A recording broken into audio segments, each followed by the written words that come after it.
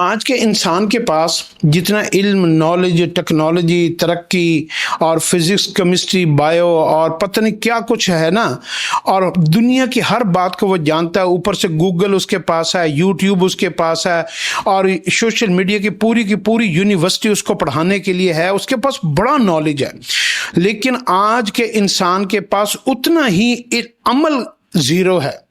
ساری دنیا کا آپ علم حاصل اکٹھا کر لینا، آپ کا بینک اکاؤنٹ کب چلے گا؟ جب آپ اس میں پیسے جمع کروائیں گے، یعنی جب آپ عملی زندگی میں اس علم کے اوپر عمل شروع کریں گے. نیک اعمال کی باتیں سنتے رہیں، موٹیویشن اسپیکر کی باتیں سنتے رہیں، اچھی باتیں سنتے رہیں، اور آپ نیک کام شروع نہ کریں، نماز شروع نہ کریں، قرآن شروع نہ کریں، حج نہ کریں، اور روزہ نہ رکھیں، اور نیک اعمال نہ کریں، تو آپ کے سارے نالج ہونے کا فائدہ آپ کو کیا ہوگا؟ زیرو ہو جائے گا، بلکہ الٹا پکڑ کا باعث بن جائے گا. اگر آپ کہتے ہیں کہ آپ بے بس ہیں، آپ سے عمل نہیں ہوتا، آپ کو پتہ سب کچھ ہے لیکن آپ سے عمل نہیں ہو رہا، تو پھر ایک حدیث کے اندر دعا ہے، آپ وہ دعا پڑھیں. پھر اللہ قدرتوں والا ہے، وہ اپنے قدرت کاملہ کے ساتھ آپ سے نیک اعمال کروا لے گا.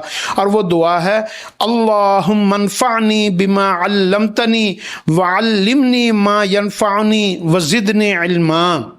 اے اللہ، تو نے مجھے جتنا بھی علم عطا فرمایا نا، وہ سارا کا سارا علم نافع بنا دے، اس سے مجھے نفع عطا فرما دے کہ میں اس علم کے اوپر عمل کرنے والا، اس سے فائدہ اٹھانے والا بن جاؤں. وعلمنی ما ینفعنی وزدنی علما. اور یہ اللہ پاک، میں اس علم کو دوسروں کو بھی سکھاؤں تو دوسروں کو بھی اس کا فائدہ ہو، اور میرے علم میں، میرے صحیح والے علم میں اضافہ فرما.